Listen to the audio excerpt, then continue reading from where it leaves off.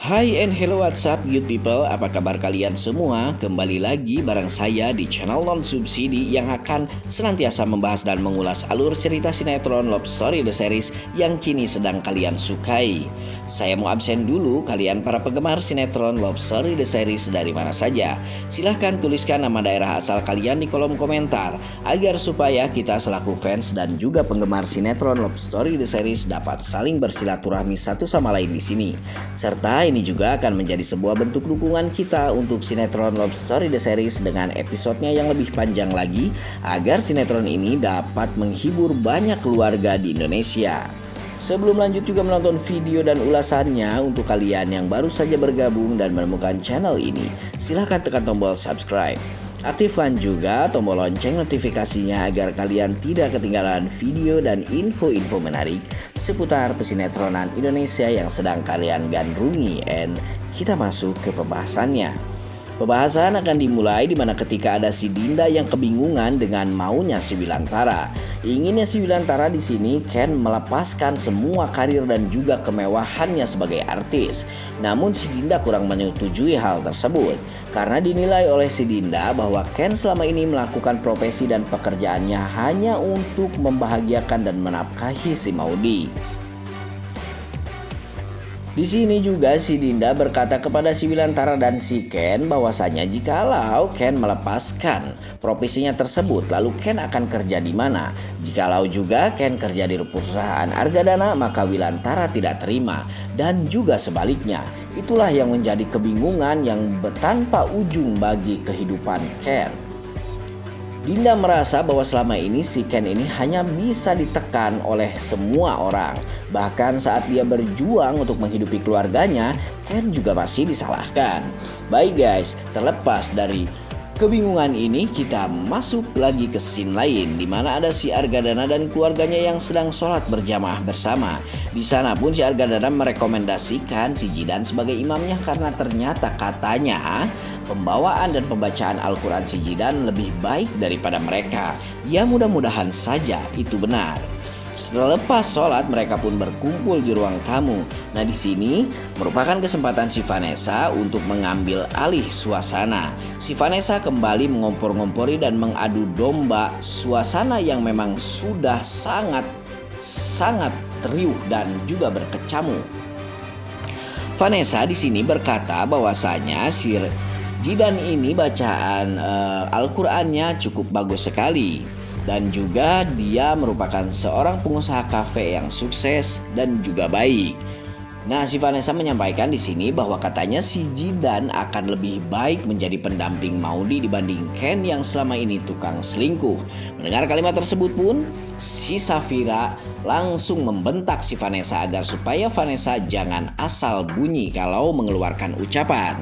Tapi si Vanessa yang bermuka tembok dan tidak tahu malu itu malah kembali menembal omongannya si Tante Safira dan dia merasa bahwa dia tidak bersalah dan apa yang dia omongkan itu semuanya adalah fakta dan kebenaran. Di sini juga si Emily sempat kesal kepada si Vanessa agar supaya si Vanessa lebih menjaga sikapnya dan jangan suka mudah membicarakan orang tanpa bukti. Vanessa pun tidak terima dengan perkataan Emily tersebut dan dia merasa bahwa apa yang dia ucapkan itu merupakan suatu kebenaran karena Ken selama ini sudah diketahui banyak selingkuh terutama dengan si Bunga.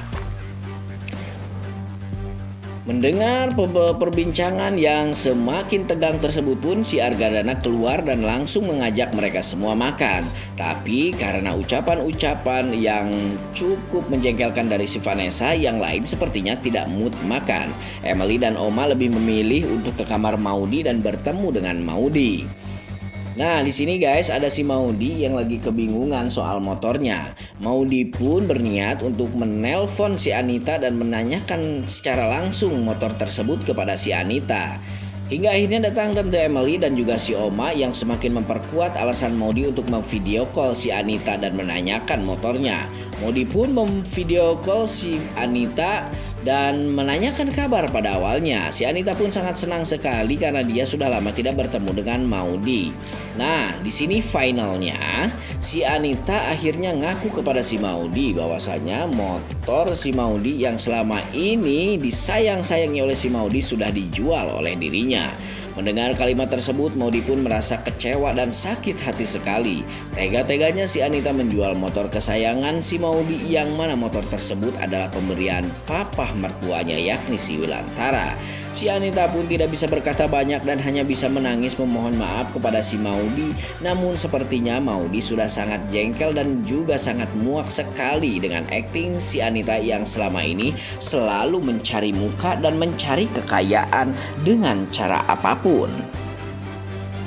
Oma dan Emily di sini pun turut berbicara dan memaki-maki si Anita soal semua sikap yang sudah dilakukan oleh si Anita. Si Emily dan Oma merasa kecewa karena memang si Anita jikalau melakukan suatu hal tidak dengan dasar pemikiran yang panjang, karena mungkin memang si Anita tidak cukup punya otak untuk berpikir panjang.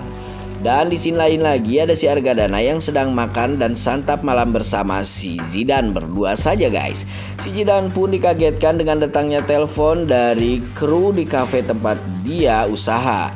Di sini kru tersebut pun menyampaikan kepada si Zidan bahwa kafenya baru saja mengalami kebakaran guys. Akhirnya Zidan pun harus buru-buru pulang ke kafe untuk mengurus semuanya.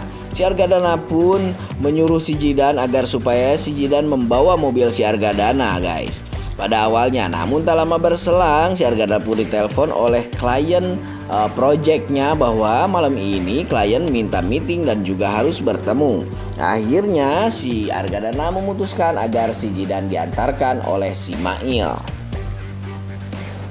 Dan di scene lain lagi nih guys, dimana ada si Wilantara yang sedang kebingungan memikirkan prahara dan juga kemelut yang terjadi antara Ken dan juga Maudy.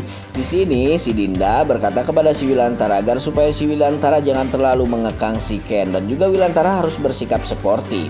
Selama ini Ken sudah berjuang untuk Maudy dan akhirnya pada saat ini giliran Maudy lah yang harus berjuang mempertahankan rumah tangganya bersama Ken. Jangan berat sebelah seperti ini. Jikalau kepala keluarga sudah lembek dan juga kurang tegas, maka rumah tangga tersebut pun akan hancur dengan sendirinya. Itulah ucap si Dinda. Ada benarnya juga sih guys memang. Namun kan di sini yang jadi permasalahan, Ken lah yang bersalah terlebih dahulu. Jadi wajarlah kalau Ken yang harus mati-matian berjuang mempertahankan rumah tangganya bersama Maudy. Di sini lain lagi Maudy yang sedang sangat bersedih sekali dengan hilangnya motor yang sudah dijual oleh si Anita. Si Argadana di sini menegaskan bahwasanya Maudy harus bisa move on dari motor tersebut. Maudy berkata kepada si Argadana ini bukan soal Ken, tapi ini lebih ke Papa Wilan, karena Papa Wilan yang membelikan motor itu untuk dirinya. Argadana berjanji akan membelikan motor yang sama persis seperti yang diberikan Wilantara untuk dirinya. Namun si Maudy tidak bisa melakukan hal tersebut. Adapun jikalau si Argadana membelikan motor yang lebih mahal dan yang lebih serupa dari motor itu tidak akan bisa mewakilkan motor yang dibelikan oleh si Wilantara untuk si Maudy. Baik guys, semoga saja dengan mendengar kalimat tersebut dari si Maudy, si Wilantara akan luluh bahwasanya kekeluargaan dan rasa cinta kasih lebih penting daripada keegoisan dan juga tuduhan-tuduhan buruk tentang suuzon dalam hati semata. Semoga saja si Argadana lebih bisa membuka mata hatinya dan memaafkan Ken untuk kemudian mempersatukannya lagi dengan Maudy. Itu kan yang kita inginkan. Baik, sampai di sini dulu berita dan ulasan alur cerita sinetronnya kali ini dari saya. Sampai jumpa di video-video selanjutnya. Jangan lupa like, comment, and subscribe teman-teman sekalian.